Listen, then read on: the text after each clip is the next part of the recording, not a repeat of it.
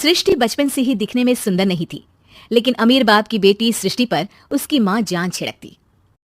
मेरी बेटी कितनी प्यारी है, भगवान सबको सृष्टि जैसी बेटी दे। सृष्टि धीरे धीरे बड़ी होती है। एक दिन सृष्टि की सहेली कहती है, तू दिखने में कितनी अजीब सी है, लेकिन मैं जानती हूँ हम सब में सबसे अच्छी शादी तो तेरी ही होगी। तेरे पापा अमीर जो हैं। और बता नहीं सकते यार, दहेज तो हर कोई देता है, ये क्या ज्यादा ले जाएगी अपने पति के लिए? अरे बड़े शहर में कोठी है इसके पापा की। अरे पापा की है ना, कौन सी इसकी है? इसकी होती तब तो कोई भी लड़का इससे शादी कर लेता। अरे पापा की मतलब पापा की है तो मेरी ही है ना? किसने कहा? अब तेरी तो तब होगी ना जब तेरा भाई ना हो। वैसे भी शादी के बाद सारी प्रॉपर्टी भाई के नाम होती है। सृष्टि समझ जाती है कि उसे किसी भी हालत में माँ बाप की सारी प्रॉपर्टी को अपने नाम करना है, लेकिन कैसे? एक दिन सृष्टि का भाई शीनू कहता है, बहन क्या कर रही है? तुझसे एक बात करनी है। अरे हाँ हाँ करना, मैं तो तेरी बहन हूँ। बहन मेरी लाइफ में ना एक लड़की है, बहुत अच्छी है। मैं सोच रहा हूँ माँ और पापा से बात करूँ शादी के लिए। सृष्टि को समझ में आ जाता है कि भाई की शादी होते ही भाभी उसे एक दिन भी घर में बर्दाश्त नहीं करेगी। क्या बात है भाई, बताना कौन है वो? यार वो बहुत अच्छी लड़की है, पढ़ी लिखी है, मेरे साथ जॉब भी करती है। बस एक प्रॉब्लम है। प्रॉब्लम? क्या प्रॉब्लम है भाई? यार वो शादीशुदा है, लेकिन उसके पति ने उसे सिर्फ इसलिए छोड़ दिया क्योंकि उसके माँ बाप दहेज नहीं दे पाए। सृष्टि ये सुनकर न जाने क्यों खुश हो जाती है। अरे भाई तो क्या हुआ, लड़की तुझे तो पसंद है ना? शीनू को लगता है कि बहन उसे समझ रही है। वो इस बात से अनजान होता है कि उसकी बहन की मंशा पूरा घर हड़पने की है। सृष्टि अपनी माँ से कहती है, मम्मी मुझे तो बहुत चिंता है, पता है शीनू क्या कर रहा है? अरे क्या कर रहा है, वो तो काम पर जाता है और वापस घर आता है। नहीं ना माँ, वो यही तो नहीं कर रहा, बाकी सब कर रहा है। आपको पता है उससे प्यार है, और वो भी एक शादीशुदा लड़की से। ये क्या हो गया? मैं सोसाइटी में क्या मुंह दिखाऊंगी? अरे तेरे पापा तो यही कहेंगे कि मैंने ही उसे बिगाड़ दिया है। माँ देखो, मेरी बात मानो, पापा पर भी विश्वास करने की जरूरत नहीं है। अब आप ही बताओ, पापा इतनी देर घर के बाहर रहते हैं क्यों? बोलो। अरे बेटा वो तो नौकरी करते हैं ना। तू बहुत भोली है माँ। पापा का ऑफिस तो 7 बजे खत्म हो जाता है, लेकिन देखो कितनी देर से आते हैं। अरे नहीं नहीं बेटा, ऐसी कोई बात नहीं है। सृष्टि माँ को एक औरत से बात करते पिता की फोटो दिखाती है। देखो माँ कैसे हैं पापा, मैं ना कहती थी कि पापा सही नहीं है। मैं तेरे पापा से बात करूंगी, दे फोटो मुझे। ओ माँ, वो तो डिलीट हो गई।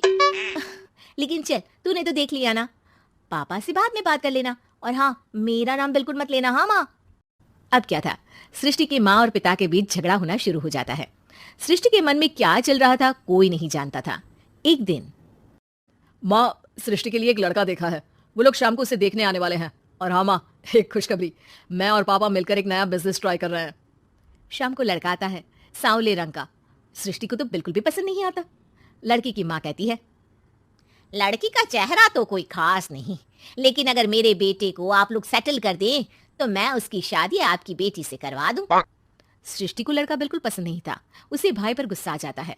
लड़के वालों के जाने के बाद कहती है, माँ देखा शीनू मेरे लिए कैसा लड़का लेकर आया, न दिखाने लायक न सुनने लायक, सेटल भी नहीं, वो भी हम करे।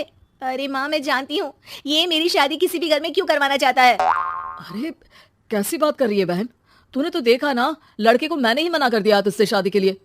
जिसने लड़का बताया था उसने उसकी बहुत तारीफ की थी। बात आई गई हो जाती है, लेकिन सृष्टि का मन शांत नहीं होता। क्या करूं, कुछ समझ में नहीं आ रहा। मेरी शादी हो गई तो ये लोग पूरी प्रॉपर्टी शीनू के नाम कर देंगे, मेरे हाथ तो कुछ लगेगा ही नहीं। तभी सृष्टि को आइडिया आता है। वो किसी वकील को फोन करती है। जी देखिए, अगर आपके मम्मी पापा का तलाक हो जाता है तो आपके पिता की आधी प्रॉपर्टी आपकी माँ के नाम हो जाएगी, फिर उसे वो किसी को भी दे सकती है। सृष्टि अब माँ को बेटे के खिलाफ भरती है। माँ शीनू पर नजर रखा करो, वो जिस लड़की के प्यार में है ना वो शादीशुदा है। यहाँ आएगी, सारा पैसा रुपया जमीन जायदाद सब हड़प लेगी। पापा का भी हाल तुमसे छुपा नहीं है। ऐसा ना हो कि मैं और आप एक दिन सड़क पर भीख मांगे। भगवान, मैं तो जीते जी मर जाऊंगी अगर ऐसा हो गया तो। ऐसा हो गया नहीं माँ, ऐसा ही होगा। अभी समय है, आगे का सोच लो। मैं तो कहती हूँ पापा से आधी प्रॉपर्टी लेकर अलग हो जाओ। पापा की आधी प्रॉपर्टी भी हम लोगों को अगर मिल जाती है ना तो अगले 7 जन्म सफल समझो। बेचारी माँ बेटी के कहने पर पति से तलाक लेकर अलग हो जाती है। सृष्टि अब पैसों से गाड़ी और अपने दूसरे महंगे शौक पूरे करने लगी। उसके दोस्त भी उसके पैसे इस्तेमाल करते।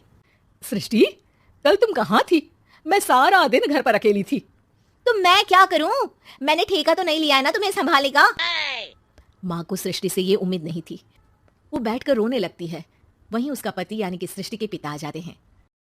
मैं जानता था कि तुम्हारा यही हाल होगा, तो आपने मुझे रोका क्यों नहीं? मैं रोकता तो तुम रुकती क्या? सृष्टि के कहने पर तुमने मुझ पर अपने बेटे पर शक किया, लेकिन तुम ये भूल गई कि कैसे हम दोनों ने मिलकर जीवन में इतना सब खड़ा किया। माँ पति के गले लग जाती है। मुझे माफ कर दीजिए, मैंने आपकी कमाई का एक बड़ा हिस्सा गवा दिया। कोई बात नहीं, तुम साथ हो तो मैं ऐसी 7 प्रॉपर्टी खड़ी कर दूंगा। तभी वहां सृष्टि आ जाती है रोते हुए। माँ, मयंक ने मुझे छोड़ दिया। वो बोल रहा था जब तक मेरे पास पैसे थे तब तक ही वो मेरे साथ था। पापा, माँ, मुझे माफ कर दीजिए।